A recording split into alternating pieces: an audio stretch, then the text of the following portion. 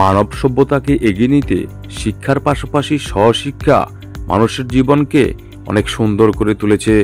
মানুষ জ্ঞান বিজ্ঞান চর্চার পাশাপাশি সংস্কৃতি ও ক্রিয়াতেই এগিয়ে যাচ্ছে। দেশের বিভিন্ন প্রতিষ্ঠানেই সাংস্কৃতিক ও ক্রীড়া প্রতিযোগিতা চলছে। এরই নয় চাঁদপুরের হাইমচর উপজেলায় ঐতিহ্যবাহী নীলকমল উচ্চ বিদ্যালয়ে চলছে ক্রীড়া ও সাংস্কৃতিক প্রতিযোগিতা।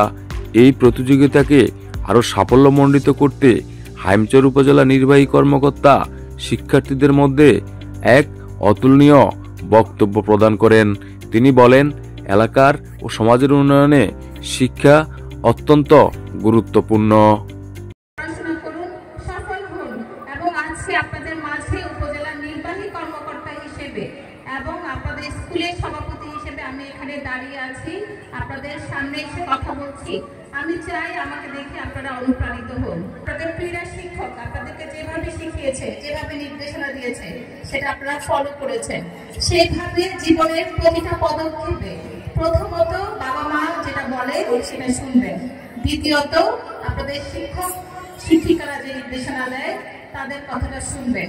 শুধুমাত্র আপনাদের বাবা মায়ের কথা যদি শুনেন আর আপনাদের শিক্ষকদের নির্দেশনা যদি মেনে চলেন এবং যদি ডিসিপ্লিন মেনটেন করতে পারেন, আমার কাছে মনে হয় সাফল্য আপনাদের হাতে ধরা দিবেন। আমি দেখলাম এই স্কুলের শিক্ষার্থী সংখ্যা 850 জন এবং এর মধ্যে 500 জন হচ্ছে নারী শিক্ষার্থী, মানে মেয়ে শিক্ষার্থী। এবং হাইমচরে একটা বড় সমস্যা হচ্ছে বাল্য বিবাহ। এখানে আমি জানি না অভিভাবক কেউ আছেন কিনা, আমার কাছে মনে হয় অনেক অভিভাবকই আছেন। প্লিজ আপনাদের মেয়ে সন্তানদেরকে পড়তে দিন। একটা ছেলে সন্তানের যতটুকু পড়াশোনা করার অধিকার আছে ঠিক ততটুকুই একটা মেয়ে সন্তানের পড়াশোনার অধিকার আছে। আপনারা দেখবেন আমাদেরকে দুটি হাত দেওয়া হয়েছে, শুধু একটি হাত দিয়ে কিন্তু আমরা কোনো কিছু করতে পারি না। তো জাতির 50% হচ্ছে নারী আর 50% যদি আমরা পুরুষ ধরি, আমাদের এই একটা হাত যদি এগিয়ে যায় আর একটা হাত যদি পিছিয়ে থাকে, তাহলে আমরা কখনোই একটা উন্নত একটা সমৃদ্ধশালী দেশ কিন্তু আমরা গঠন করতে পারবো না। আর মেয়েদেরকে বলবো, প্লিজ আপনারা পড়াশোনা করুন, আপনাদের স্বপ্নটা বড় রাখুন, ঠিক আছে? বিয়ে করে যতটা ভালো হচ্ছে সংসার করা তো যতটা সহজ, আমি বলবো ওই পথটা আমি পাড়ি দিয়ে এসেছি, তো সংসার করার চেয়ে পড়াশোনা করা অনেক বেশি সহজ। যারা নারীরা আছেন তো আপনারা স্বপ্ন দেখেন আপনাদের মাঝ থেকে যেন একজন সুফিয়া কামাল, একজন মাদাম কুড়ি যেন বেড়ে ওঠে, সেই শুভকামনাটা আমার থাকবে। আপনাদের প্রধান শিক্ষক আমাকে আপনাদের স্কুলের অনেকগুলো প্রবলেমের কথা বলেছে এবং আমি জানি আপনাদের স্কুল একটু ঐতিহ্যবাহী স্কুল, অনেকদিন ধরেই অনেক উন্নয়ন পরিকল্পনা থেকে উন্নয়ন কর্মসূচি থেকে এই স্কুল বঞ্চিত হয়েছে। যার মধ্যে একটা প্রধান দাবি দেওয়া ছিল মেয়েদের একটা নামাজ ঘরের ব্যবস্থা করা। আমি এইবার একটা মেয়েদের নামাজ ঘর করে দিব এবং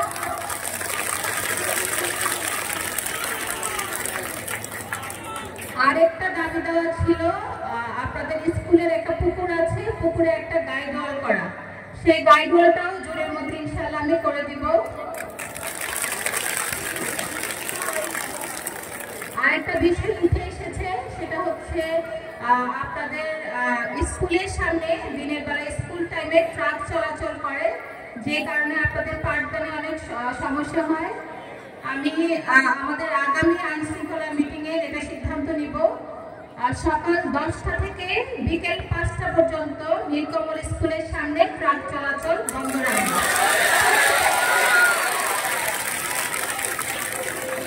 আরেকটা বিষয় আমি দেখেছি আপনাদের স্কুলে শহীদ মিনার নেই, সেই শহীদ মিনার করে দেওয়ার জন্য আমি বরাদ্দ চাইব, বরাদ্দ পেলে ইনশাআল্লাহ আপনাদের স্কুলে শহীদ মিনারটাও হবে। আমি জানি আপনাদের স্কুলে আরো অনেক সমস্যা আছে, হয়তো একসাথে সব সমস্যার সমাধান বা একদিনে আমরা এক সমস্যার সমাধান করতে পারবো না, কিন্তু আমরা আশা করছি আস্তে আস্তে ধীরে ধীরে একটার পর একটা সমস্যার সমাধান হবে। এই স্কুলের যারা শিক্ষক যারা আছেন